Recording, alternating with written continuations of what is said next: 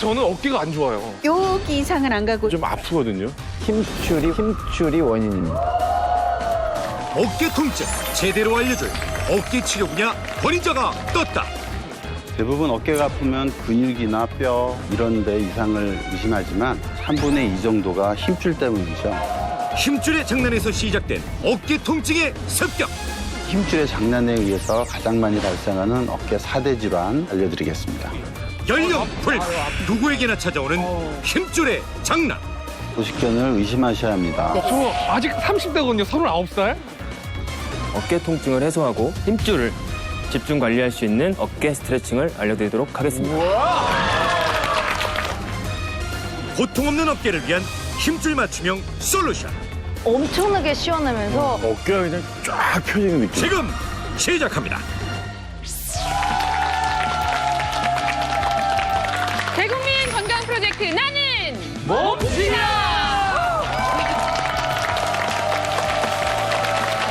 네, 나는 몸치다. 오늘도 여러분의 건강하고 또 편안한 삶을 위해서 저희가 좋은 정보 전해드리도록 하겠습니다. 오늘 정말 오래간만에 반가운 얼굴 오셨어요. 김기열 씨입니다.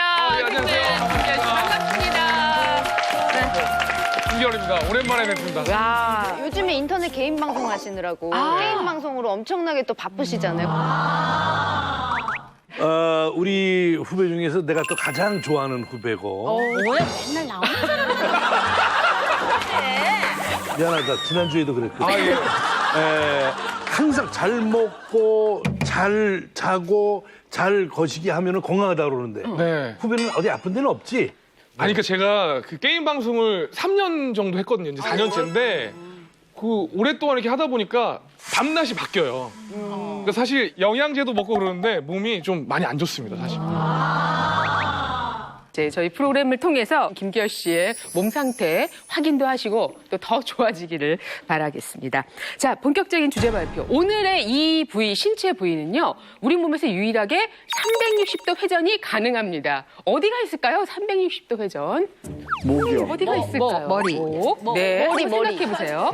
그리고 이 부위는 하루에 3,000번 이상 움직입니다. 쉴 새 없이 움직이는 곳이기도 해요. 360도 잔머리. 아, 쉴 새 없이 움직여요. 예, 360도 움직이고 3,000회 이상 쓰게 되는 이 부위가 바로 어깨입니다. 어깨입니다. 우리의 양어깨가 이렇게 큰 일을, 많은 일을 하고 있다는 거죠. 근데 이렇게 사용 빈도가 높은 만큼 질병이 생길 위험도 매우 높아지는데요. 건강보험 심사평가원에 따르면 2010년부터 18년까지 9년 동안 무려 어깨 질환 환자 수가 80% 이상 급증했다고 합니다. 그리고 30, 40대의 환자도 25% 이상 늘어났다고 하는데요. 문제는 이제 어깨 통증이 생기면 보통 그렇게 생각하죠. 근육통인가? 또 시간이 약이야. 시간이 지나면 괜찮아지겠지. 이렇게 여긴다는 건데요. 그러다 보니까 병원을 가야 할 그런 시기를 놓쳐서 좀 뒤늦게 병원을 찾은 다음에는 원인이 뭔지 좀 알기가 어렵습니다. 이런 이야기를 들으니까 이 병원에서 저 병원으로, 저 병원에서 또 다른 병원으로 자꾸만 찾아다니는 병원 쇼핑을 많이 또 가져오는 그런 질환이 어깨 관련 질환이기도 합니다. 오늘은 나는 몸신이다에서 어떤 주제로 이야기를 하게 될지 주제 공개합니다.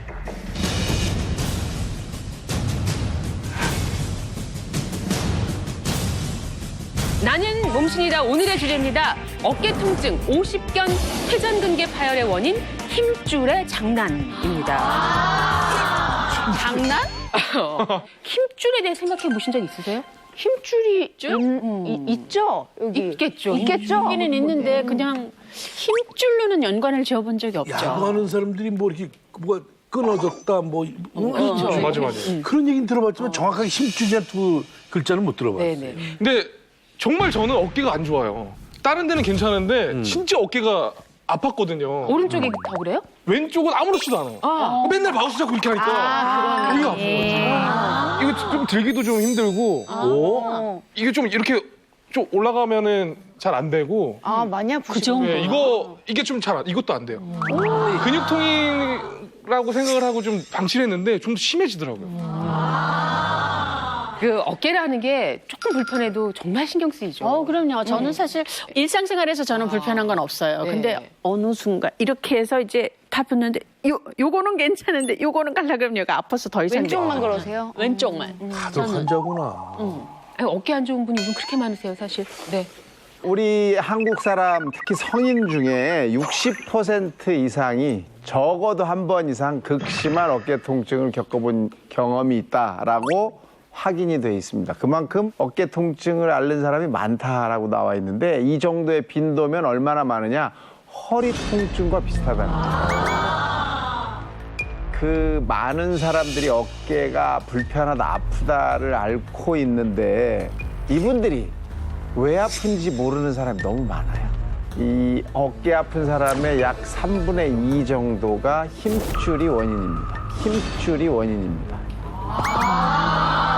그래요? 근데 이 어깨 아픈 사람들이 김기열 씨 같이 그냥 대충 넘어가시는 분도 있고 그냥 일시적으로 가서 통증을 완화시키는 목적으로 잠시 그냥 치료받는 사람도 있고 원인은 그냥 놔두는 거죠. 제가 준비를 좀 했습니다. 오, 힘줄을요? 야. 고기 준비를 했는데 이게 떡심이라 그래서 맞아요. 요게 바로 힘줄입니다. 이 어깨에도 이런 힘줄이 몇 개가 붙어 있는데요. 이 힘줄에 문제가 생기면 굉장히 많이 아픈 병들이 오죠. 오십견이라든지 또는 뭐 회전근개 파열이라든지 하는 질병들이 오게 됩니다. 그래서 이 힘줄도 오래 사용하다 보면 탄력성이 떨어지면서 문제가 생깁니다. 그러니까 이 나이랑 상관없이 많이 사용했느냐 안 했느냐 또 나이가 드신 분들은 그 연령 대비 이제 더 많이 문제가 생길 수 있는 거죠. 더더욱이 이 힘줄은 한번 망가지면요 회복이 안 됩니다. 한번 망가지면요 회복이 안 됩니다. 자연 치유가 안 돼요. 그러다 보니까 마지막에는 수술로만 해결할 수밖에 없는 그런 상황에 처해질 수가 있거든요. 그래서 어깨 통증이라고 해서 쉽게 생각하면 안 된다는 거예요. 지금 김기열 씨 정도면 쉽게 생각하시면 안 되는 거죠. 실제로 김기열 씨처럼 어깨가 아픈데도 가볍게 여기고 방치하시는 분들이 많습니다. 근데 이게 방치가 되다 보면은 힘줄이 끊어지는 질환까지 진행이 될 수 있다는 게 문제죠. 유럽 응급의학회지에 따르면 어깨 통증을 1년 이상 방치를 했을 때 어깨 힘줄이 끊어지는 질환으로 이어지는 사람이 3명 중에 1명꼴로 있었다고. 그래서 통증이 있으면 가볍게 여기지 마시고 바로바로 치료를 받으시러 가셔야 됩니다. 힘줄의 장난이라고 그랬어요. 어깨 통증과 힘줄 이야기 오늘 나눠주실 분은 특별히 어깨 질환 치료의 권위자십니다. 이분과 함께 제대로 현재 우리의 상태도 알아보고 어깨 통증은 왜 오는지를 살펴보고 그 치료법까지 같이 나누어 보도록 하겠습니다. 몸신 주치의 모시겠습니다. 나와주세요. 몸신!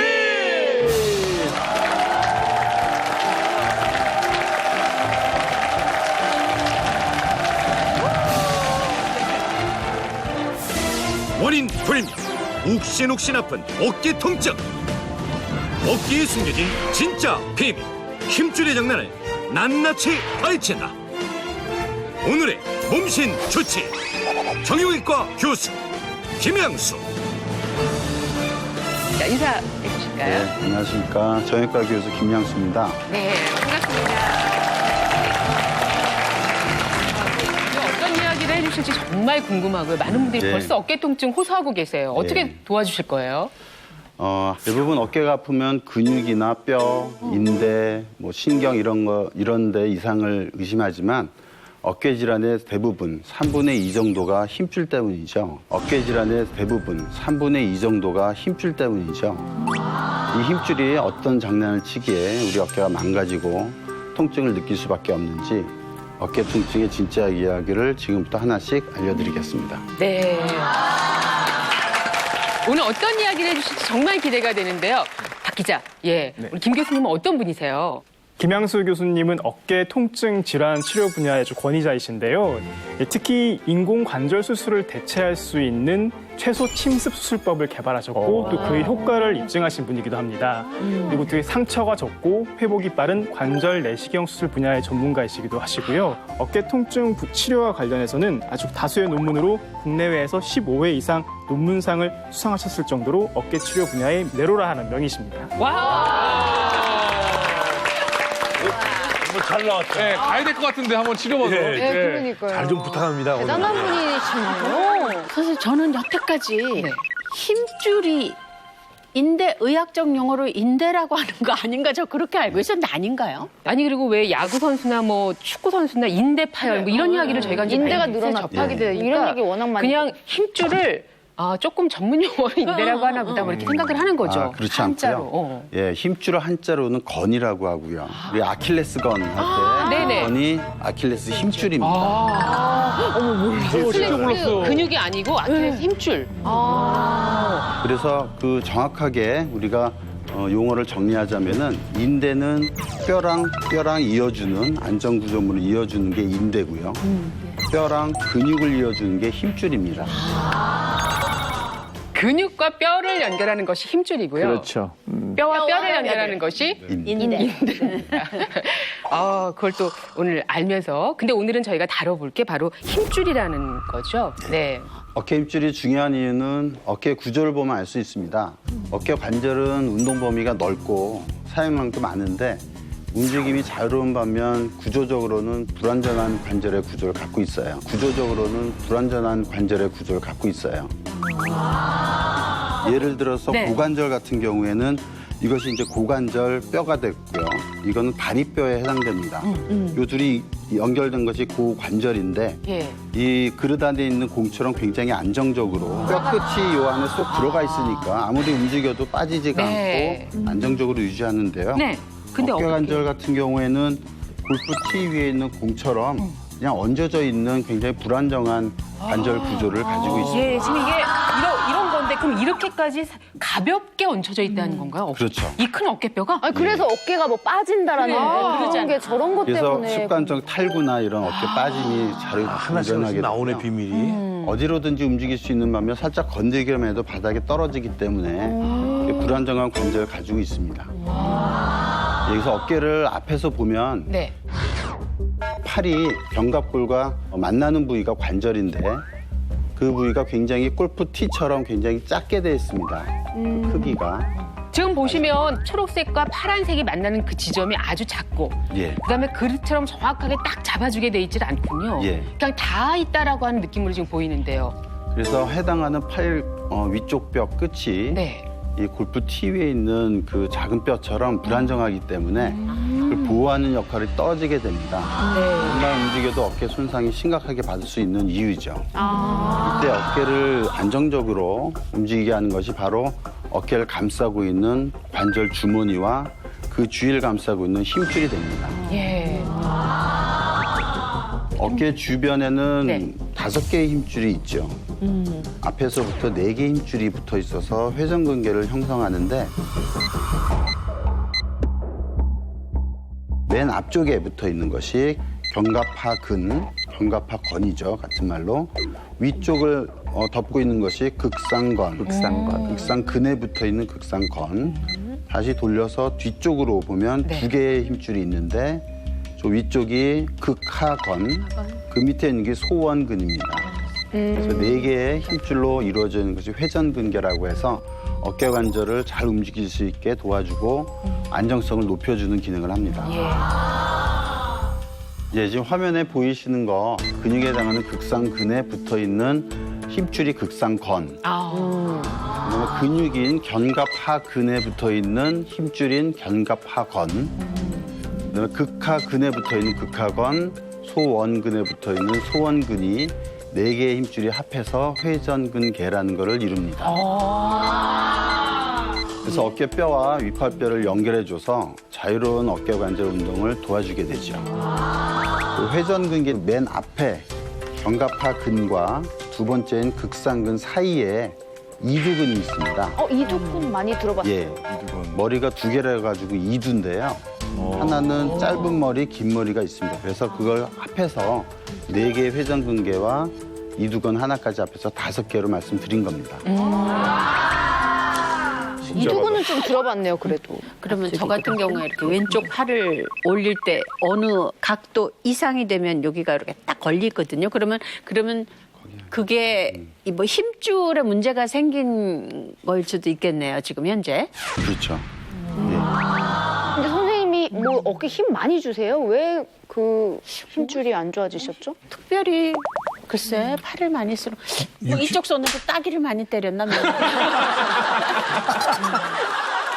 일반적으로 야구 선수들은 어깨 수술도 많이 받고 많이 쓰니까 막 공도 던지고. 그러니까요. 근데 저 같은 경우에는 하나도 움직이질 않거든요. 마우스 이거 많이 안 돼. 이거 해봐야 요 정도 움직이는데. 힘 많이 들어가진 않잖아요. 네. 근데 왜 망가질까요? 힘줄 이런 게? 어깨 힘줄 손상은 사실은 다양한 원인에 의해서 발생합니다. 운동을 많이 해서 그런 어떤 과사용이나 외상으로 인해서 일어날 수도 있고요. 대부분 좋지 않은 자세를 취하거나 무거운 물건 들었을 때, 일상생활에 잘못된 습관 등으로 발생하고요. 또 한 가지는 40세가 넘어가게 되면 이제 연령이 증가하면서 퇴행성 변화가 생기는데 그게 좀 빨리 오신 분이 또 계세요. 그래서 그런 여러 가지 요인이 복합적으로 작용을 해서 힘줄의 손상과 그런 변화를 일으키게 됩니다. 힘줄을 오래 쓰게 되면 힘줄이 붓고 염증이 생기고 약해지게 되죠. 이 붓고 약해지는 과정을 염증 과정이라고 하는데 그 사이에 이제 팔을 쓰게 되면 충돌이 그 뼈와 뼈 사이에 충돌이 자꾸 일어나면서 물리적으로 약해진 힘줄을 더 자극해서 결과적으로는 뼈에서부터 힘줄이 떨어지게 되는 소파열이 발생하고요. 중파열, 대파열까지 진행이 되죠. 널쩍한 저 힘줄이 뼈에서 떨어져서 네. 너덜너덜하게 된단 말씀이에요. 그렇죠. 너무 무서운데. 오늘은 이 힘줄의 장난에 의해서 가장 많이 발생하는 어깨 4대 질환, 오십견, 이두건염, 회전근개파열, 석회성 건염의 원인부터 진단법, 그리고 예방 및 치료 방법에 대해서 알려드리겠습니다. 잠시 후 어깨 통증의 제왕이다. 심하게는 너덜너덜해진다거나 유리 조각이 찔르는 것 같은 고통이 있었거든요. 누구도 안심할 수 없는 어깨 질환의 실체. 혹시 검사했는데 파열인 분이 계셨나요? 예, 여기 계시고요. 잠시 후 공개됩니다. 힘줄의 장난이 불러온 4대 어깨 질환 50견부터 쭉 말씀을 해주셨는데 지금부터는 한 가지 조금 더 자세하게 말씀을 들어보겠습니다. 먼저 어떤 질환을 살펴볼까요? 보여주시죠. 힘줄 주변 관절낭에 염증이 생겼다. 50견이군요. 50견을 저렇게 설명하는군요. 염증이구나. 이게 힘줄과 어떤 관계가 있는 건가요? 대부분 특별한 원인 없이 50세 전후에 어깨 쪽 통증과 어깨 가동 범위가 줄어드는 것이 이제 특징적으로 얘기할 수 있고요. 어깨가 굳어 있는 것 같은 얼어 있는 듯한 그런 양상을 보인다고 해서 동결견이라고 그러고 발생 병인으로 보면 관절낭이 염증에서 굳어지는데 이렇게 관절낭이 굳어지는 것을 진단명으로는 유차성 관절낭염이라고 해서 여러 가지 이름을 가지고 있습니다. 또 관절낭이라는 말이 어려운데요. 저 화면으로 보실까요? 예, 화면을 보시면 관절낭은 뼈와 그 반대편 뼈를 이렇게 이어지는 주머니에 해당됩니다. 이 둘러싸고 있는 주머니가 아래쪽으로 축 처져 있어서 관절을 느슨하게 잡고 있어서 관절을 많이 움직일 수가 있죠. 가동 범위를 유지하고 그리고 그 안에는 자동차의 윤활유처럼 아주 매끈거리는 관절액, 활액이라고도 하는데 관절액에 가득 차 있어서 원활한 관절 운동을 유지하는 데 도움을 주죠. 하지만 50견은 여러 가지 원인에 의해서 관절낭에 염증이 생기고 그 염증이 오래되면서 섬유화되고 유착이 발생해서 어깨 관절을 움직이는데 굉장히 제한을 주는 그런 질환을 말합니다. 그래서 그 원인 중 하나가 바로 힘줄에 염증이 생기면은 이렇게 관절낭 쪽으로 염증이 번져서 결과적으로는 이제 관절낭의 유착을 일으키는 그런 질환이 됩니다.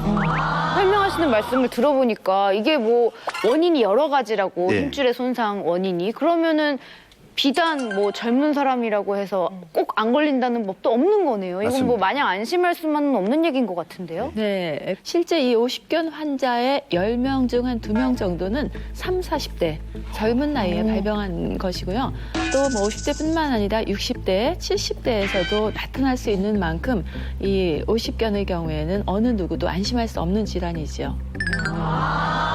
자, 실제로 평상시에 어깨 통증도 있고 또 가동 범위도 전 같지 않아서 불편하다 호소하셨던 분들이 계셨어요. 그죠? 성옥숙 씨 그러시고 김기열 씨도 힘들다 그러셨고 이창훈 씨도 저도 전에 늘 테니스와 야구를 하니까 항상 아프거든요. 어깨 많이 쓰니까 또 예, 예. 거기에서 걱정도 되고 그래서 저희가 어깨 MRI 검사를 이 세 분은 하셨습니다. 그렇죠? 잠시 후에 그 결과도 여러분께 알려드릴 예정인데 50견인 분이 계셨어요. 네. 근데 이 중에 50대는 저 한 명인데 그럼 저밖에 없잖아요. 아니야. 아무래도 전거 같거든요. 50견이 전거 같은데. 되게 찔리나 네, 보네. 30견. 확실히 알 수 있는 진단법 같은 건 없을까요? 예, 물론 있습니다. 제가 알려드릴 테니까 무대 중앙으로 좀 이제 나와주시겠어요? 드디어 네. 만져보시는군요. 나가보세요.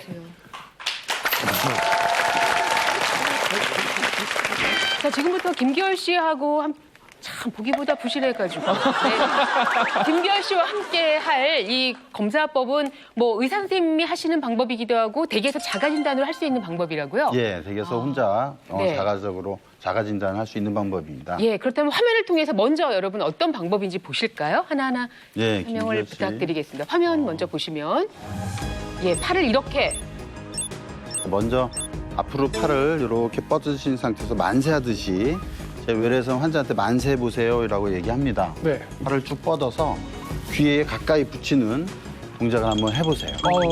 예, 그래서 양쪽에 팔이 같은 높이로 올라가는지 어떤 각도에서 팔에 통증을 느끼는지 그걸 이제 체크를 하시면 되고요. 네. 자, 그러면 또 두 번째 방법 보실까요? 두 번째는 이제 회전 범위를 체크하는 방법인데 어깨는 내회전과 외회전이 있습니다. 네. 이 팔꿈치를 몸통에다 붙이고 양쪽에 같이 해서 양쪽에 차이가 있는지 비대칭적인지 그런 걸 체크를 해야 되는데 여기서 내회전을 먼저 해보시고요. 그 다음에 외회전을 해봅니다. 180도로. 그래서 이 각도가 이 팔에 돌아가는 위치가 반대편에 비해서 뒤로 돌아가는지 안 돌아가는지 체크를 무슨 해야 소리예요? 어떤 각도에서 통증을 앓는 소리가 느끼는지. 예, 거기까지인 것 같아요. 예. 아, 그리고 이쪽도 의외로 이게 90도로 딱 안 펴지네요. 아, 이거 네. 이 정도는 아, 이거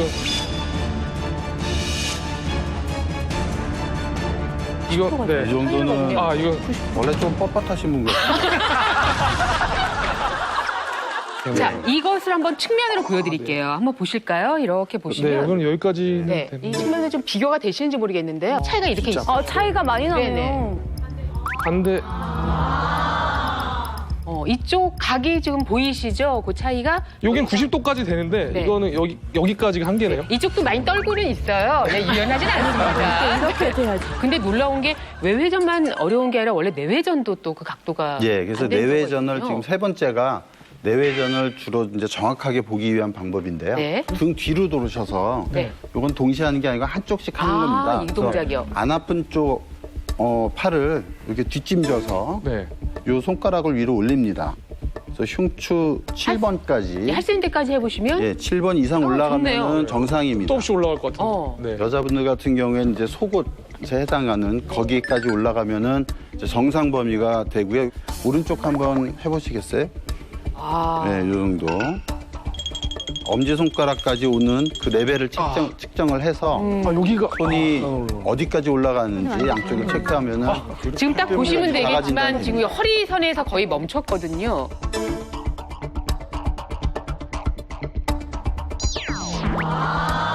이 세 가지입니까? 예, 세가 뭐 여러 가지 있지만 네. 자가진단법으로 말씀드리면 이 세 가지만 해도 네. 이 중에 한두 가지만 좀 반대편하고 좀 다르게 아프거나 관절 운동에 제한이 있다 그러면은 먼저 오십견을 좀 의심해야 됩니다. 지금 이 정도라면 어떻게 판단하세요? 지금 관절 운동 범위나 체크한 거 봐서는 김기열님은 50견 초기인 것으로 30대 후반에 이런 환자들 많이 보셨습니까? 예, 있습니다. 예, 그래서 반드시 뭐 50대만 걸리는 건 아니기 때문에 네. 우리가 이렇게 연령이 좀 중요하지만 그렇게 반드시 30, 40대도 많이 이완되는 질환이고요. MRI 결과를 보시면은 네. 확실히 알 수 네, 있죠. 이겁니다. 예, 오른쪽 우측 어깨 관절 회전근개를 보여주는 MRI입니다. 회전근개 중에 앞쪽에 해당하는 견갑하근이 있는데 견갑하근이 뼈에 붙는 부위가 김기열님은 부분적으로 파열이 되고, 부분적으로 파열이 되고, 건증이라 그래서 힘줄에 염증이 많이 있는 상태입니다. 그래서 이로 인해서 이런 힘줄의 염증과 부분 파열에 의해서 관절낭에 자극을 받고 그 관절낭에 염증이 생기면서 지금과 같은 오십견 증세를 나타내는 것이죠. 만약에 이걸 모르고 계속 지나가서 방치했다면 어떻게 되는 겁니까, 김기열 씨는? 그렇게 되면 이제 단순 오십견이 아니고 힘줄과 연관돼 있는 오십견이고 네. 옆에 있는 힘줄도 사실은 좀 안 좋으셔서 옆에 있는 힘줄도 사실은 좀 안 좋으셔서 힘줄 손상이 계속 진행이 될 수 있죠. 그래서 이런 경우에는 그 초기이기 때문에 지금은 염증 치료, 그러니까 약물 치료나 약물 치료가 안 되면은 주사 치료 같은 걸로 대부분 증상이 완화되고 치료가 됩니다. 네. 정말 너무 억울합니다. 근데 저는 와 진짜 이걸 이렇게 막 많이 쓰는 사람도 아닌데 운동도 안 하거든요. 네. 근데 고마워해야지 뭘 억울해요 지금 여기 나와서. 치료 안 하고 계속 방치하면 어떻게 할 뻔했어요. 다행이다, 그나마. 이게 치료를 안 하고 방치를 했다. 모르고 그냥 내일 미루고 있었다. 이 결과가 이게 정말 안 좋은 거죠? 그렇죠. 문제는 오십견을 계속 방치했을 때 치료를 미루게 되면은 이제 만성화되고 그 염증이 섬유화되면서 관절막이 두꺼워지고 굳어져서 보존적 치료라 해서 이제 주사나 약물 치료가 안 돼서 수술을 하는 경우도 종종 있습니다. 무엇보다 중요한 것이 초기에 발견을 해서 더 악화되지 않도록 적절한 치료를 받는 것이 중요하고요. 예방을 또 통해서 어깨 관절이 망가지지 않게 하는 것이 중요합니다. 예. 저희가 실제로 검사를 다 해보고 김기열 씨를 모셨던 건 아니었거든요. 맞아요. 근데 어깨가 좋지 않다는 말만 듣고 모셨는데 그 누구보다 지금 상태가 안 좋다는 말씀을 이렇게 먼저 전해 들었네요. 가서 좀 쉬세요. 예. 네. 힘줄의 장난이 불러온 4대 어깨 질환 가운데 첫 번째 오십견 살펴봤고요. 이제 두 번째 질환은 무엇인지요? 공개합니다. 어깨 앞쪽 힘줄에 염증이 생겼다. 이두건염이라는 원인이었고요. 사실 좀 생소한 질환이거든요. 이두건염은 회전근개 사이에 껴있는 힘줄 중에 하나인데 외부의 어떤 충격이나 과도한 팔의 움직임에 의해서 팔에 붙어있는 이두건에 염증이나 파열이 생기면서 팔을 움직일 때 운동 제한이 발생하고 통증을 느낀 질환입니다. 젊은 남성 같은 경우에는 피트니스 센터 가서 이제 팔의 근육을 키우기 위해서 열심히 아령을 들고 그 헬스 운동을 통해서 과사용이 되죠. 그렇게 되면 테니스 같은 거. 또 젊은 여성인 경우에는 이제 호르몬 체인지가 많은데 여성 호르몬 에스트로겐이 분비가 많이 되면은 근육 생성이 또 적어지고 이두근을 잡아주는 이런 인대 부분이 좀 느슨해서 이두근에 여러 가지 문제를 일으키고 그래서 염증으로 이어지는 그런 상태가 되죠. 증상이 있을 것 같아요. 이두건염 말씀하셨는데 어떤 증상이 있죠? 특징적인 증상이 이제 위치가 해부학적 위치가 앞쪽에 해당하기 때문에 먼저 앞쪽이 아픕니다. 팔을 움직일 때 회전하거나 거상 운동을 할 때 앞쪽을 아프게 되고 또 이제 병원에 가서 검사를 하게 되면 눌렀을 때 이런 통증이 더 심하게 되는 그런 증상을 호소하죠. 또 아파요. 미치겠네. 야, 사실 그 지점이 놀랬잖아. 어떡해. 김기열 씨 잠깐 앞. 잠깐만 여기 왜 그러지? 나 왜 이렇게 잘해줘? 내가 어디 가서 이렇게 막 환영받고 그런 사람 아닌데 너무 잘해주시니까 막 몸들 뻔을 모르겠네. 왜냐하면 그 부위가 불편한 분이 또 하셔야 되니까. 완벽하게 해서 가라. 그러면 이두건염도 흔하게 발생하는 질환입니까? 예, 생각보다 흔하고요. 네. 최근에 진단법이 이제 발달하면서 옛날보다는 많이 이두건염이 원인이라는 것이 밝혀지고 이 환율도 높습니다. 예, 아주 좋은 모델이 오늘 나와 계시네요. 그렇죠? 자, 어느 지점이 어떻게 아픈지 잘 설명을 해주시고요. 의자가 놓여 있는데. 일단 앉으세요. 진짜요? 예. 통증은 주로 앞쪽에 이제 국한되고요. 손을 이렇게 팔꿈치를 쭉 뻗어서 손바닥은 하늘을 향해서 이렇게. 네. 예, 요거 자체도 아파하신 분이 계신데 그다음에 팔을 약간 바깥쪽으로 벌린 다음에 그다음에 팔을 약간 바깥쪽으로 벌린 다음에 이제 상대방이 있으면은 상대방이 손가락 2개나 3개를 이용해서 이 손목 부위를 누릅니다. 누를 때 이 당사자는 그 누르면 지지 않으려고 팔을 버티는 거죠. 아, 네. 요런 힘을 줬을 때 통증이 여기 있으면은 이두건염에 진단이 됩니다. 통증 있어요? 지금 괜찮으세요? 저희 끝나요. 릴레이 센터. 올리지를 못하는데. 아, 일단 버티지는 못하시는데 이쪽 한번 해주시겠습니까? 선생님 이쪽. 통증이 없는데 벌벌 떠셔서 아, 하지 못하면 희바리가 버텨보시면 네, 요거랑 네. 예, 버티는 힘을 한번 보시면 네. 아파요? 여기 아픈데. 네, 아까 말씀드렸듯이 이두근 그 위를 손가락으로 이렇게 눌러봅니다. 팔을 약간 안쪽으로 했을 때 손가락에 힘을 주면서 이걸 약간 움직여 보면 이두근염이 바로 진단이 되죠. 이두근염이 바로 진단이 되죠. 예, 지금 이렇게 해보시니까 어떤 느낌의 차이가 있나요? 아, 이쪽은 네, 자유롭게 제가 선생님 이길 수 있을 것 같거든요. 버텨지고. 근데 여기는 제가 왜 못 올리냐면 힘을 주면 아플까봐 두렵기도 하고 그래서 MRI로 보면은 조금 또 다른 이야기가 있거든요. 한번 보여주실까요? 자, 네, 그래서 네. 화면 보시면 네. 그래서 왼쪽에 보면은 좀 까맣게 이제 콩처럼 보이는 그게 이두건의 이제 단면 정상 사진이고요. 오른쪽 김기열님 보시면은 그 동그란 게 보이지만 그 동그란 그 경계가 좀 불분명하고 내려앉아 주위에 염증이 많습니다. 그래서 건파열은 아니고 그냥 건염 정도 돼서 그 염증 없애는 치료를 하시면 금방 증상 치료는 할 수 있는 상태. 오히려 염증이 있을 때는 이런 테스트나 통증을 호소하지만 염증이 없어지면 또 금방 아픈 것도 없어지고 우리가 자가 진단할 때 안 나올 수도 있는 것이죠. 뭐 휴식을 취하고 이래도 계속 통증이 있고 증상이 있으면 약물 치료하고 이제 물리 치료 또 이제 적극적으로는 주사 치료가 있으니까 그런 치료를 고려하게 됩니다. 그리고 김계열님은 아직 초기 단계이기 때문에 휴식만으로도 증상 호전이 있을 것으로 생각을 합니다. 네. 김기열 씨 고맙습니다. 아, 예. 또 불러주세요. 이리 좀 불러주세요. 자, 힘줄의 장난으로 빚어지는 어깨 관련 4대 질환 가운데 다음 질환 보실까요? 힘줄이 끊어졌다. 회전근개 파열이라는 파열이라는 말의 그 에너지 때문에 좀 무섭게 느껴지기도 하는데요. 네. 어깨에 힘줄이 이제 회전근개는 네. 변성이 일어나고 힘줄에 파열이 생긴 것이 바로 이제 회전근개 파열이라고 진단이 됩니다. 이제 회전근개는 4개의 힘줄로 이루어져 있는데 앞에서부터 이제 견갑하근, 그 제일 상부에 있는 것이 극상근, 그 뒤쪽으로 2개가 이제 극하근, 소원근, 이게 4개의 힘줄로 이루어져 있습니다.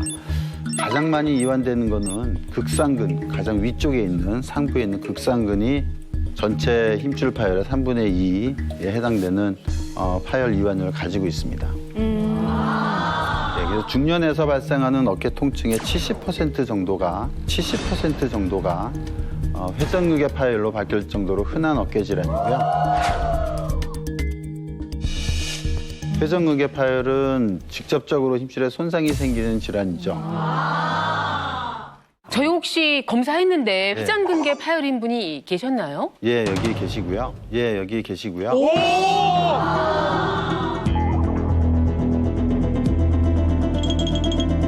야, 어떡하지? 괜찮아요?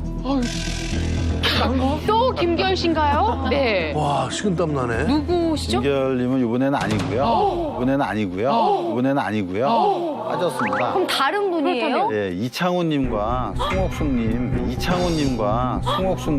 해당됩니다. 두 분이 다 파열됐어요? 완전 파열은 아닌데 그 위험성을 가지고 있어서 제가 위험군에 넣었습니다. 50견이 왔을 때 예. 그때는 제가 손을 못 들어서 이렇게밖에 못했는데 다 낫고 나서는 그냥 지금은 사실 다 괜찮은데 딱 한 건데 요 왼쪽 팔이 요 각도 지나고 나면 여기가 이제 예. 조금 불편한가 하면서 그것 그때 빼놓고는 아무 오십견이 왼쪽에 왔어요? 오른쪽 왼쪽 다 왔어요. 오십견이 아니었을 수도 있고요. 있을 것 같아요. 치료가 왼쪽에 만약에 오십견인데 치료가 적극적으로 제대로 안 됐으면 아까 말씀드렸지만 그런 제한이 좀 남아 있는 거죠. 회전근개 파열의 증상은 크게 이제 오십견과 대별됩니다. 네. 오십견은 여러 방향에서 다 제한이 있고 아픈데 반면 회전근개 파열은 특정 각도에서만 아프죠. 회전근개 파열은 특정 각도에서만 아프죠. 네. 예를 들면은 팔을 앞으로 거상했을 때 들었을 때. 90도에서 120도 사이가 아프면 네. 아프고 그 이상 들어갔을 때는 크게 아프지 않습니다. 회전근개 파열일 경우. 아. 50견은 이 상태에서 계속 아프고 더 들려 그러면 못 드는 게 이제 50견이고요. 네. 송옥순님과 이창훈님의 가장 두드러진 특징 양상을 보여주고 있어서 사진을 보면서 설명드리겠습니다. 아, 그럴까요? 네.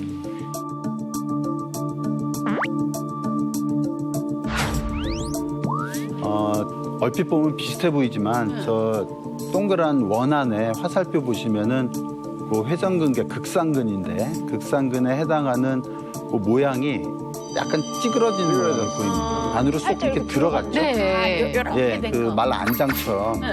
그래서 싹 들어간 부분이 있어서 들어갔다는 건 뭐냐면 원래는 이렇게 동그랗게 예쁘게 요 모양을 유지해야 되는데 안에 들어갔다는 거는 그 힘줄 실질이 약해지고 소실됐다는 얘기죠.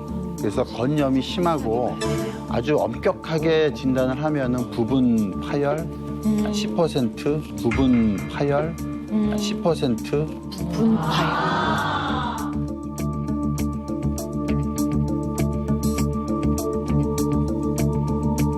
그렇다면은 우리 또 이창훈 씨는 어떨지 어떤 차이가 있을지 궁금한데요. 바로 한번 비교해서 볼까요? 좀 다른 케이스인데요. 이창훈님 MRI 보시면 왼쪽 정상에 비해서 저 화살표 부위가 팔뼈를 위에 감싸고 있는 천정에 해당하는 견봉인데요.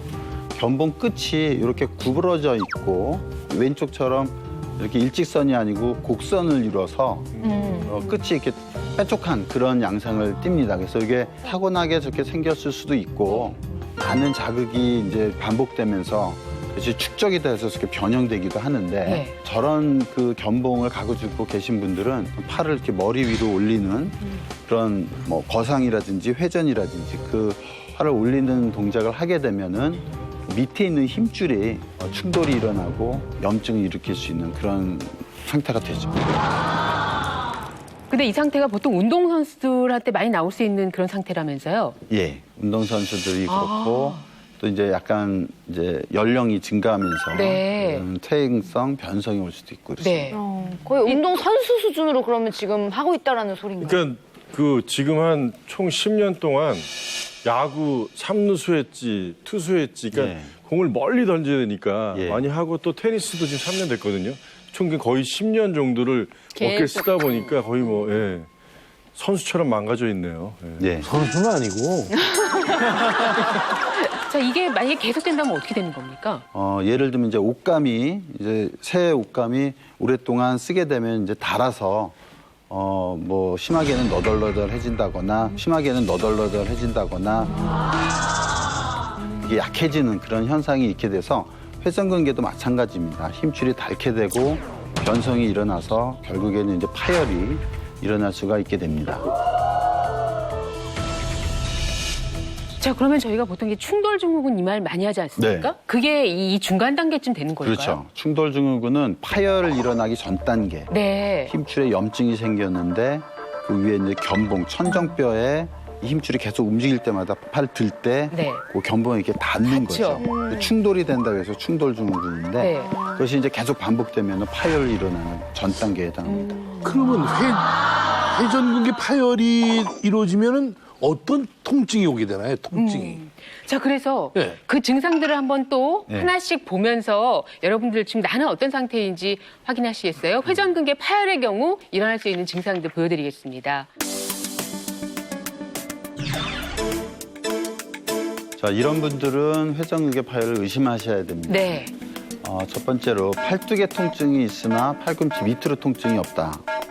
이 회전근개는 사실은 어깨를 감싸고 있는 이런 힘줄 구조물인데 파열이 일어나는 부위보다는 좀 더 아래쪽으로 이 팔꿈치 위쪽으로 아픈 게 많이 특징적인 증상이에요. 그래서 팔꿈치 밑으로 가게 되면 이제 목 디스크나 그런 다른 질환을 의심해야 됩니다. 네. 두 번째는 누웠을 때 어깨 통증이 더 심해진다. 편해지는 게 아니라. 예, 누웠을 때 이제 밤에 누웠을 때 특히 이제 야간통이 더 심해진다. 그런 특징이 있고요. 세 번째는 팔을 귀 옆으로 붙었을 때 통증이 덜하다. 특별한 어떤 각도에서 통증이 심하고 그 각도를 벗어나게 되면은 통증이 조금 약화되는 그런 특징이 있습니다. 네 번째는 어깨를 움직일 때 뚝뚝 소리가 난다. 그래서 그거는 이제 파열된 부위가 어깨 그 견봉에 걸리면서 나는 소리인데요. 아니요. 자, 지금 해당 사항 있으세요? 저 소리 나고 있어요. 아유. 예, 기현 씨. 스톱. 멈추세요. 자꾸 움직이면 좋지 않아요. 네. 그러니까 소리가 난다고 반드시 파열된 건 아닌데 파열이 되면은 소리가 주로 자주 나죠. 네. 자, 회전근개 파열이 됐을 경우에는 어떤 치료가 이어지는지요? 치료는 두 가지가 있죠. 대증 치료, 증상을 치료하는 게 있고 근본 병변을 치료하는 게 있고. 그래서 이렇게 염증이 있고 염증이 있을 때 약 먹고 주사 맞는 거는 증상 치료입니다. 대증 치료. 안 아프게 하고 그냥 편안하게 살 수 있게. 하지만 힘줄이 부분적으로 손상된 거는 치료가 안 되죠. 하지만 힘줄이 부분적으로 손상된 거는 치료가 안 되죠. 근본적으로는 치료가 안 되고 그냥 그 상태로 그냥 치료 안 하고 가도 일상생활에 지장은 없어요. 이게 테스트할 때만 나오지 많이 진행돼가지고 끊어지면 수술을 하는 게 이제 근본 치료고 그전에는 없는 게 회전근개가 파열되면은 그 정도에 따라서 치료법이 여러 가지가 달라지는데요. 증상의 개선이 없는 경우에는 이제 수술적 치료로 이행이 되는데 지금 수술 영상을 준비했습니다. 예, 지금 보면 이제 관절 내시경이라고 해서 관절경 수술을 해서 저 위에 하얗게 이게 둥그렇게 있는 것이 이제 회전근개 극상근이 되고요. 그것을 이제 뼈에서 떨어졌기 때문에 떨어진 부위를 뼈에다 붙이는 과정을 지금 보고 계십니다. 이걸 뼈에 그래서 어떻게 실로 붙여요? 먼저 실을 뜬 다음에 그 실을 요 나사못에 연결을 해서 나사못을 이렇게 뼈에다 심죠. 저런 방법이 쉬운 수술이 이제 아니에요. 힘줄이 뼈에 붙는 거고 저 파열은 조금 복잡하게 끊어져서 판층 분리 파열이라고 해서 파열이 된 다음에 위아래로 나눠져 있는 경우입니다. 그래서 아래쪽을 먼저 치료하고 뚜껑에 해당하는 바깥쪽을 다시 또 떠서 이중으로 이렇게 치료를 해서 저게 지금 공간으로 보면 몇 밀이나 되는 공간에 들어가 이게 있어요? 1cm 정도 됩니다. 1cm 되는 공간. 1cm 안에서 저걸 다 하시는 저렇게 거예요? 기구가 돌아가고 꿰매고 자르고 다시 들고. 저 지금 위에 이렇게 덮여 있는 게 힘줄이잖아요. 네, 힘줄이. 아까 빨간색 되게 질긴 그런 걸 상상했는데. 탄력이 있어야지 그게 좋은 힘줄인 거죠? 그렇습니다. 사람 힘줄은 좀 부들부들하죠. 또 무엇보다 중요한 것은 네. 초기 단계에서 진단을 해서 그 만성으로 진행되지 않도록 하는 것이 되게 중요하고 수술 후에도 이런 재활 치료나 정상 그 기능으로 회복하는 것이 중요하겠습니다. 자, 이제 한 가지가 남았습니다. 예, 어깨 4대 질환 가운데 마지막 하나. 무엇입니까? 힘줄에 돌이 생겼다. 석회성 건염. 이렇게 나오네요. 아니 살다. 아니 힘줄에 돌이 생겨요? 아니 저는 요로결석, 담석 그렇죠. 이런 얘기가 있어가지고 몸에 돌이 생긴다. 이건 들어봤지만 힘줄에 돌이 이거 혹시 잘못 뽑은 거 아닙니까?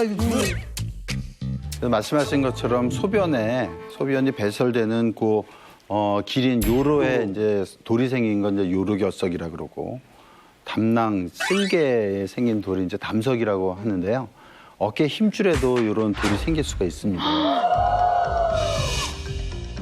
그래서 화면에서 보시면은 오른쪽에 이제 동그란 그 원을 자세히 보시면은 왼쪽에 안 보이는 그런 하얀 점이 보이죠. 그게 이제 돌에 해당하는 석회성 침착입니다. 저 환자 같은 경우는 이제 극상근에 해당되는데 극상근에 조직에 석회가 침착되고 돌처럼 굳어서 통증을 일으키는 질환을 석회성 건염이라고 합니다. 밤에 외래로 어깨 아파서 왔다 그러면 거의 석회성 건염이에요. 그 정도로.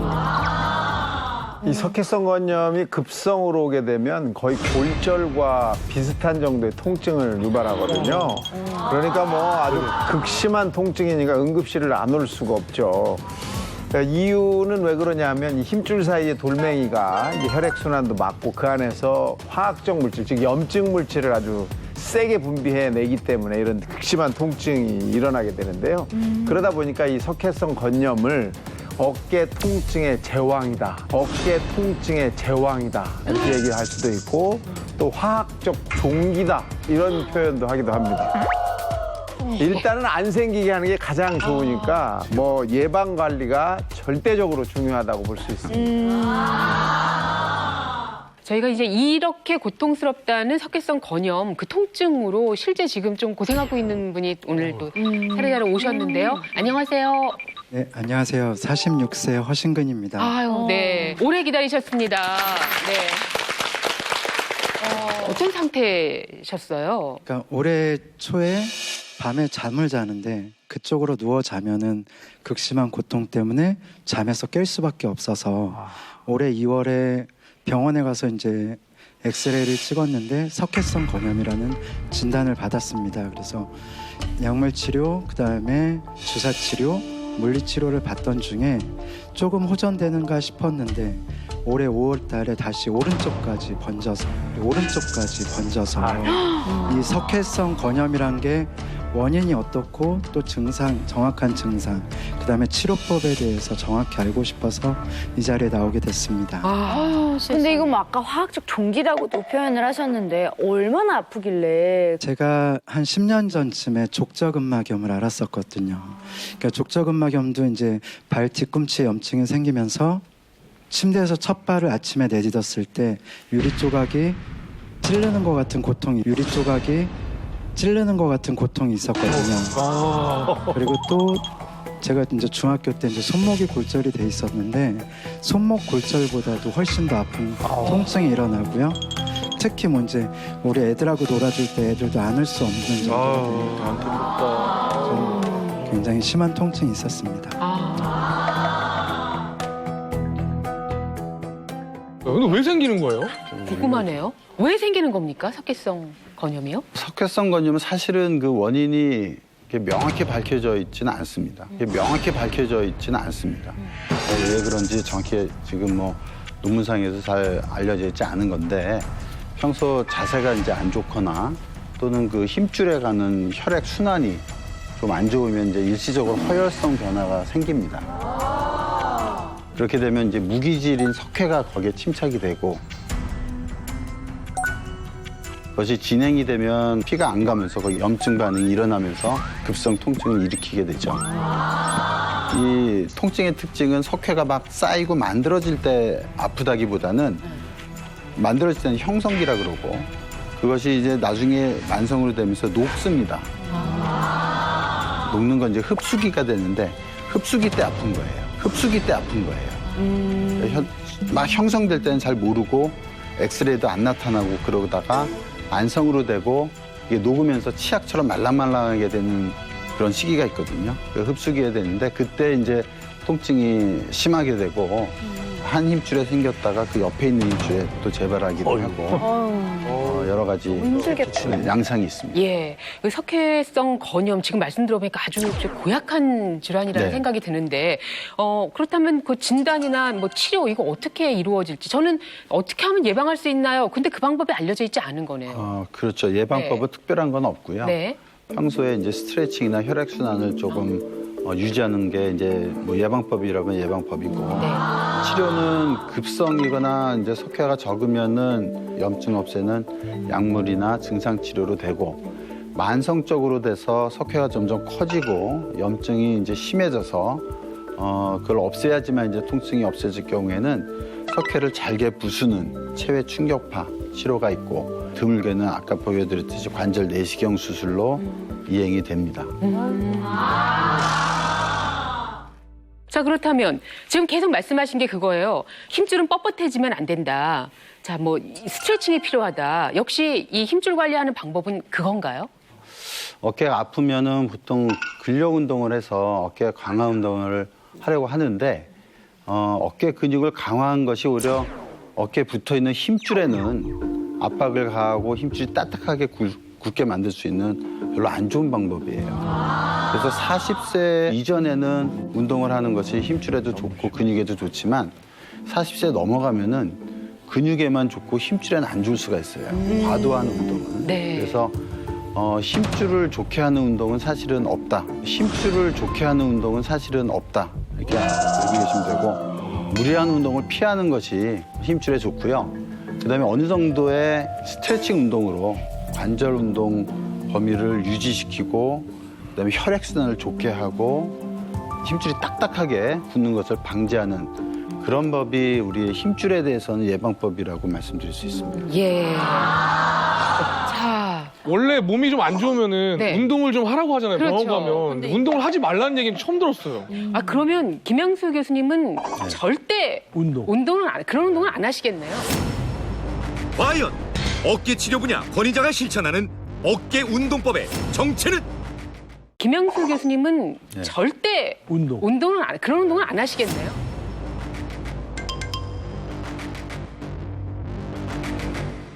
절대 안 하죠. 절대 안 하죠.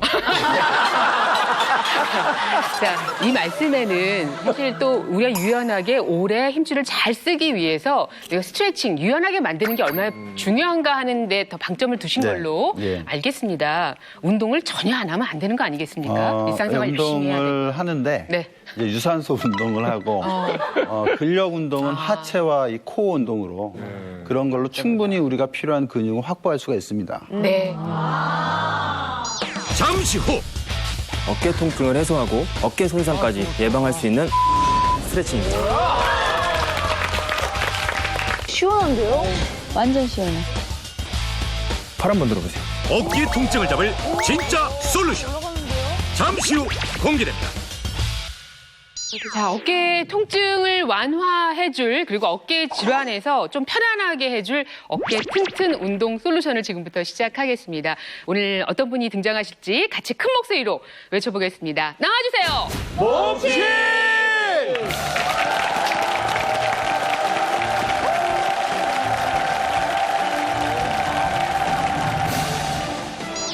힘줄을 잡아야 지긋지긋한 어깨 통증에서 벗어날 수 있다. 힘줄을 부드럽고 유연하게 만들어 통증과 이별하는 방법을 알려주겠다. 오늘의 몸식 물리치료사 백승관. 안녕하세요. 반갑습니다. 인사 부탁드립니다. 네. 안녕하세요. 물리치료사 백승관입니다. 오늘 이 시간 어깨의 가동성과 유연성을 높여서 어깨 통증을 해소하고 어깨가 부드럽게 잘 움직이도록 만드는 것은 물론 힘줄의 장난을 사전에 완벽 차단해서 어깨 손상까지 예방할 수 있는 어깨 스트레칭을 알려드리도록 하겠습니다. 자, 어깨 때문에 괴로워하는 분들이 이렇게나 많은 줄 몰랐어요. 그리고 다양한 또 원인으로 괴로움이 있는데 그것을 좀 해결할 수 있는, 완화할 수 있는 방법이 있다는 말씀이시죠? 네, 있습니다. 네. 누구나 손쉽게 따라할 수 있는 맨몸 운동법으로 초간단 어깨 스트레칭을 두 가지를 준비해봤는데요. 먼저 첫 번째는 오십견 예방 스트레칭입니다. 오십견 예방 스트레칭입니다. 이런 거 좋아요. 이런 거 좋아요. 예. 자, 제대로 집중할 준비 되셨습니까? 50견. 네. 질문 있습니다. 네. 김기열 씨. 네. 이쪽 손 들어서 질문. 이거 잘 안 들려가지고. 예방 스트레칭 운동법이면은 저같이 진단 받는 사람은 그러면 해당이 없는 건가요? 아닙니다. 이 스트레칭은 오히려 오십견 진단을 받으신 분들이 하시면 더 좋은데요. 이 스트레칭을 꾸준히 따라 하시면 이제 뭉쳐있는 근육이나 관절들이 풀리고 통증이 줄어들면서 가동 범위가 늘어나는 효과를 보실 수 있습니다. 여기까지 갔다가 이제 가는 거잖아요, 이거 배우면. 그렇지. 네네. 빨리 알려주세요, 그러면. 네. 저희가 이제 어제와는 좀 상황이 달라요. 50견에 대해서 좀 알게 됐거든요. 힘줄하고 관련이 있고 어떤 운동을 하게 될까요? 어떤 원리로? 네, 앞서 들으신 대로 오십견의 정확한 명칭은 유착성 관절낭염으로 관절낭이 쪼그라들면서 가동 범위에 제한이 발생하는 질환입니다. 근데 이때 가동 범위가 제한이 생기는 첫 번째 원인이 이제 바로 관절랑 부위 중에서도 어깨 뒤편, 즉 후방에 위치한 후관절랑이 위축되기 때문입니다. 후관절랑이 위축되기 때문입니다. 바로 이쪽 부위인데요. 그래서 팔을 이렇게 들어 올리거나 혹은 뒷짐지는 동작이 불편해지게 됩니다. 그래서 이 동작에 불편 없이 하려면 후관절랑이 유연하게 늘어나야 되는데요. 이 어깨 스트레칭을 통해 후관절랑을 쪼그라드는 것을 방지하고 위축되어 있는 후관절랑을 유연하게 풀어주는 것이 중요합니다. 사실 통증 완화만 해준다고 해도 참 고마운데 50견을 예방할 수 있는 스트레칭이라니까 더욱더 반갑습니다. 자, 준비해서 지금부터 그 운동 시작하겠습니다.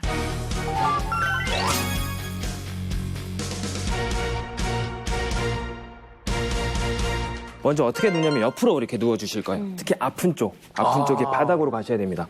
아픈 쪽을 네. 바닥에. 바닥으로 가서 허리는 일자로 펴주신 상태에서 팔도 약간 90도로 이렇게 보여주시면 됩니다.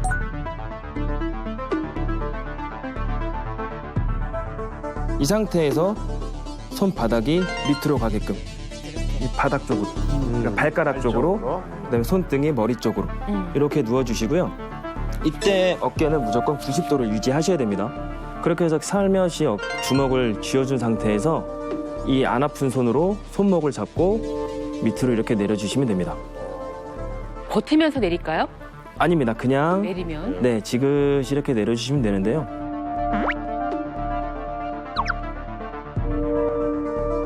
대부분 이제 통증이 있거나 이제 후관절랑에 제한이 있으신 분들은 내려가시다가 걸리실 거예요.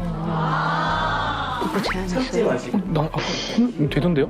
그래서 이렇게 내려주시는데 통증이 있으면 버티지 마시고 참지 마시고, 그러니까 이 정도시면 될 것 같아요. 내렸는데 놀래라. 이럴 때까지 하지 마시고요. 알 것 같죠? 네, 정확하게. 이 정도? 그러니까 이 정도가 아니고 이 정도면 뭐 그냥 이 정도. 그 상태에서 유지해 주시면 돼요.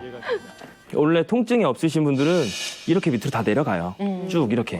제가 누르면 통증 없이 내려가시는데 통증이 있으신 분들은 내려가시다가 어깨에 통증을 느끼십니다. 그래서 그때까지 내리시다가 이제 버텨주시는 거죠, 이렇게. 20초 정도.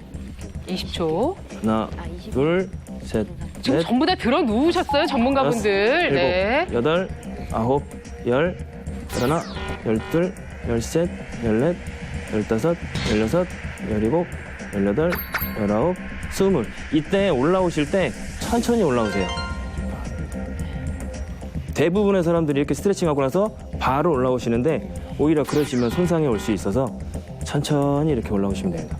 자, 내 어깨에 힘줄 아껴준다. 예, 스트레칭한다 하는 생각을 가지고 다시 한번 하겠습니다. 몇 번을 할까요? 5회를 반복해 주시면 될 것 같습니다. 하나, 둘, 셋, 넷, 다섯, 여섯, 일곱, 여덟, 아홉, 열, 열하나, 열둘, 열셋, 열넷, 열다섯, 열여섯, 열일곱, 열여덟, 열아홉. 천천히. 그 정도 시간이면 그냥 잠드는 분도 계실 것 같아요. 지금 너무 편안하게 방송하시는 것 같은 느낌은 좀. 예. 50견 예방을 위한 스트레칭이 이렇게 간단한? 네, 되게 간단합니다. 앞서 이제 무리한 운동을 하거나 또는 무게감이 있는 그런 운동을 하는 건 좋지 않다라고 말씀하셨는데 스트레칭으로 과연 이것이 통증이 있는 분에게는 어떤 느낌을 줄지 아주 궁금한데요. 김기현 씨. 직접 봐야죠. 그럼 이 50견을 모셔야죠. 예, 모시겠습니다. 네. 누울까요? 네.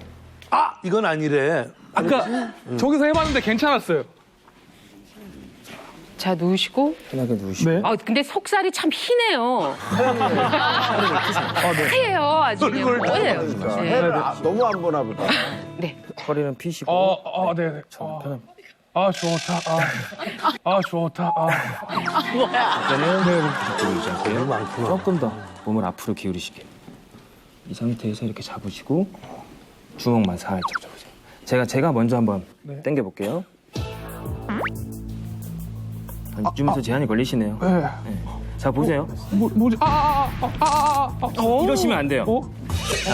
왜 그러지? 이 정도. 이 정도. 아까 여기선 되게 잘 그 하셨는데. 자세랑은 아까 저 책상에서 할 때는 아무렇지도 않은데? 이게 정확한 자세에서 해야지. 이게 만약에 팔이 조금 좀 내려갔다고 네. 생각하시면 그냥 내려가요. 그냥 내려가요. 아. 근데 팔이 딱 90도라고 되면 이 정도까지밖에 안 돼요. 그러니까 이만큼 짧아져 계시네요. 아, 본인이 좀 눌러보세요, 본인이. 저건 무슨 소리야? 안 내려가요? 안 내려가는데? 왜 안 내려가지? 자, 할 수 있는 데까지 좀 조금. 이게 어디까지 내려가야 돼요? 자, 보세요. 까지. 아까 이 정도까지는 안 돼요. 네. 안 되고. 선생님이 이 정도. 그렇게 설명한 이유가 있었네. 이 정도까지 스톱. 네. 이 정도에서 20초. 하나, 둘, 셋, 넷, 다섯, 20초. 여섯, 일곱, 여덟, 아홉, 저거밖에 안 열, 돼요. 열하나, 열둘, 누르고 싶어. 열넷, 열다섯, 꼭 눌러줘. 열여섯, 열일곱, 열여덟, 열아홉, 스물. 아니, 자극이 있는 거예요. 지금. 여기까지 하는데 되게 없어 보이네, 여기서 얘기하는데? 천천히 한번 눌러보세요. 아니, 여기서 여기까지밖에 안 되는데요?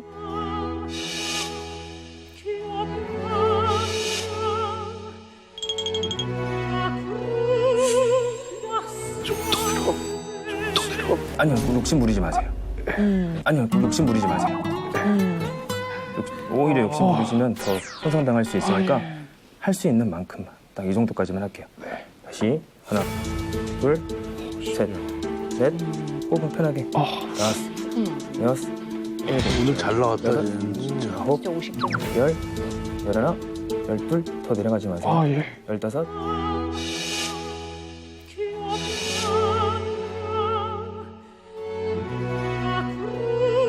반동 주지 마세요. 반동 주지 마세요.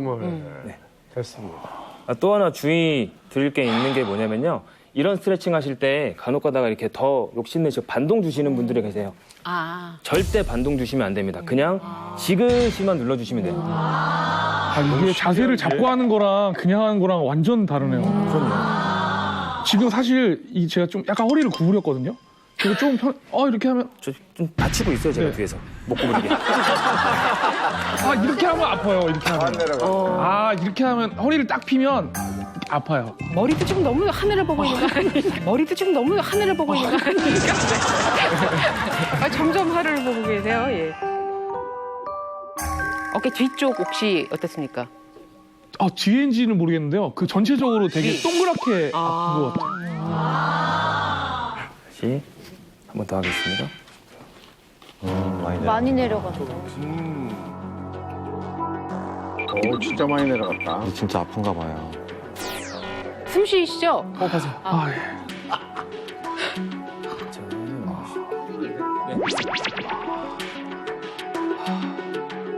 천천히 일어나 보시죠.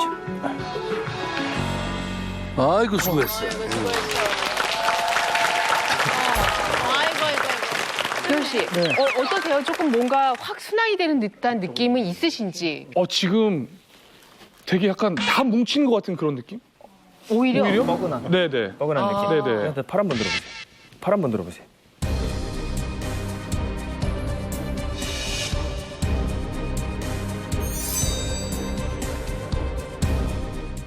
오히려? 뻐근한. 네네. 뻐근한 느낌. 네네. 팔 한번 들어보세요. 팔 한번 들어보세요.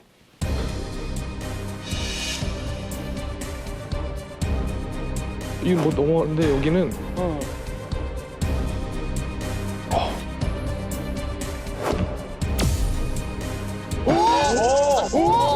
아까보다 많이 올려준다. 아까보다 많이 올려준다. 이거는 스트레칭 하면서 이제 뻐근한 느낌이 남아 계신 거예요. 네. 잘못된 건 아니죠. 근데 팔은 확 올라가는데요? 아까 안 올라왔잖아. 아까 안 됐잖아. 아까 안 됐었어.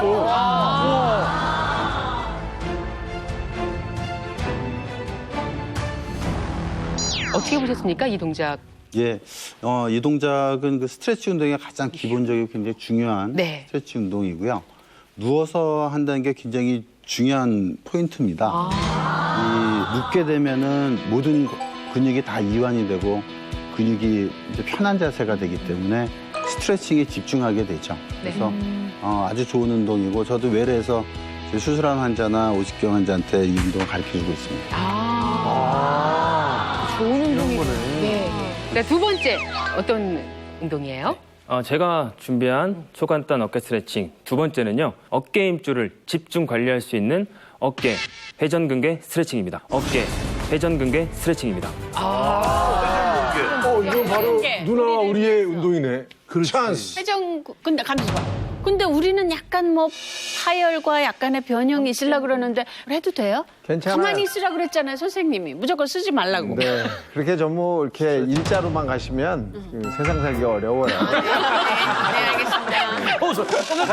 이게 무슨 말씀이신지. 회전근개 손상이 심하신 분은 당연히 치료가 먼저죠.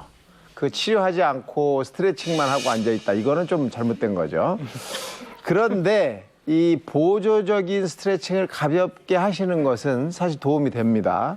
거기다가 수술한 후에도 이 스트레칭을 하시게 되면 통증의 완화와 관절의 가동 범위 개선에 도움이 된다는 연구 결과가 있기 때문에 수술을 하셨다 하더라도 이 스트레칭을 권장합니다. 알겠습니다. 회전근개 이상이 생기면 이제 골반 뒤쪽부터 시작해서 이 앞쪽으로 끝나는 가장 큰 근육인 광배근도 같이 짧아질 수가 있어요. 광배근도 같이 짧아질 수가 있어요. 근데 광배근이 짧아지게 되면 이제 어깨가 살짝 위로 올라가고 앞으로 이렇게 빠져나오면서 관절의 그 공간을 좀 좁게 만들어서 이제 관절이 이제 팔을 들거나 뭐 움직일 때 이제 자유롭게 움직이지 못하도록 방해를 하게 되는데요. 근육과 힘줄은 사실 다 연결이 돼 있으니까. 그렇죠. 네. 그래서 이게 문제가 생기게 되면 이제 움직임과 활성화에 방해를 주기 때문에 이제 회전근개 손상이 가속화되고 팔의 가동 범위는 더욱 좁아지게 됩니다. 따라서 어깨 통증과 어깨 질환을 예방 관리하기 위해서는 회전근개 전체를 직접적으로 활성화시켜 탄력을 높여주는 것과 동시에 광배근을 늘려주는 효과가 있는 스트레칭을 해주는 것이 좋습니다. 바로 그 방법을 지금부터 알려드리도록 하겠습니다. 네.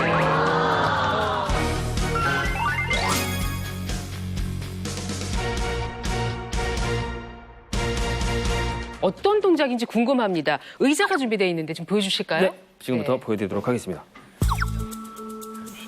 꼭 의자가 아니더라도 소파가 있거나 혹은 침대가 있으면 거기에 모서리를 삼아서 운동을 하셔도 효과적으로 이용하실 수 있습니다. 자, 의자를 마주 보고요. 일단 거리 정도는 팔이 이렇게 닿을 수 있는 정도면 될 것 같습니다. 여기다 대고 해도 되겠다. 혹은 또 이렇게 무릎이 아프시거나 뭐 팔꿈치가 아프실 수 있으니까 뭐 여기에 수건이나 혹은 바닥에 뭐 수건이나 방석 같은 걸 깔아주셔도 도움을 받으실 수 있습니다. 자, 처음에 손바닥을 위로 하시고요. 위로 하는 이유는 이렇게 했을 때 팔을 들어 올리는 동작을 할 건데 그때 이제 관절 위쪽에 자극을 받게 돼서 손상을 당할 수가 있어요. 그래서 손은 항상 손바닥은 위로 향하게 하셔야 됩니다.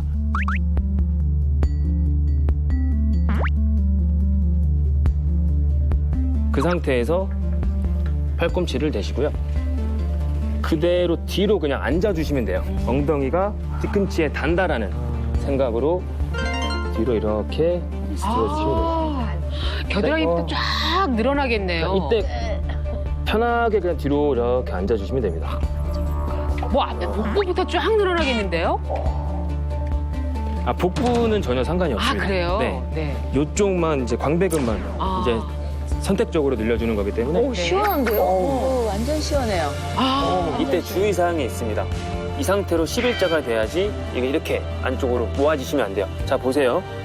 이렇게 모으거나 이런 식으로 스트레칭 하는 것이 아니라 머리를 끼워서 이게 안으로 들어오는 것을 방지한 상태에서 스트레칭을 해주시면 됩니다. 이게 이 상태가 아니라 이렇게 모으게 되면 오히려 어깨에 손상을 줄 수 있고 혹은 통증을 야기할 수 있기 때문에 이 자세는 꼭 지켜주셔야 됩니다. 이 상태에서 할 때까지 늘려주지 마시고요. 지그시 이렇게 눌러주시면 됩니다. 이렇게 당기는 정도로만 자, 20초 정도 이제 지그시 이렇게 눌러주시면 되겠습니다. 하나, 둘, 셋, 넷, 다섯, 여섯, 일곱, 여덟, 아홉, 열, 열하나, 열둘, 열셋, 14, 15, 16, 17, 18, 19, 20 마찬가지로 편하게 천천히 이렇게 올라가 주시면 천천히 됩니다. 일어날 때도. 시원해. 이건 몇 번, 20초씩 몇 번? 이것도 아까 운동과 마찬가지로 네. 20초씩 5회를 반복해 주시면 되겠습니다. 예, 일단 뭐 그렇게만 자세를 해도 좀 시원한 느낌이 있으신 거죠? 너무 시원해요, 너무 시원해요. 이쪽이 쫙 풀리면서. 여기 어깨 뒤쪽. 네. 치는 그러면 오른쪽 어깨 안 아파요? 여기 시원한데. 안 아파 그 자리. 예. 이 지금 운동은 정확하게 아셔야 될 게 이쪽을 당겨주는 스트레칭을 해주는 이거를 네, 위해서. 운동입니다. 그래서 이 여기가 당기는 게 아닌 다른 쪽에 이제 당기게 되면 이게 아닌 다른 쪽에 문제가 있을 수 있기 때문에 그때는 이제 병원에 가셔서 의사 선생님께 상담을 받아보시는 것을 추천드립니다. 네. 아, 오늘 아주 멋진 스트레칭 알려주셔서 고맙습니다. 네, 감사합니다. 또 뵐게요. 네. 모든 국민이 몸신이 되는 그날까지 나는 몸신이야!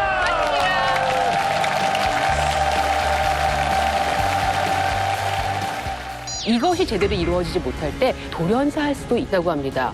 바로 잠입니다. 못 자면 죽는다니요. 조금만 소리가 나도 깨고. 잠드는 게 힘들어요. 2년 반 정도 수면제 먹었었어요. 잠을 못 자면 가장 타격을 받는 바로 심장관에 문제가 생기기 시작합니다. 우리 몸신 가족들의 검사 결과 확인하시겠습니다. 전 푹 잤다고 생각을 했어요. 3단계 잠이 단 1분도 나오지 않으셨습니다. 충격이네요. 여러분의 몸과 마음에 꿀잠 버튼을 켜줄 재료 이것입니다. 꿀잠 버튼. 뇌에 잠을 자라는 신호를 보내주는데 도움을 줍니다. 이렇게 사람을 편하게 하는지 몰랐고요. 자차 이제 갖고 왔어요. 자차 이제 갖고 왔어요. 채널 A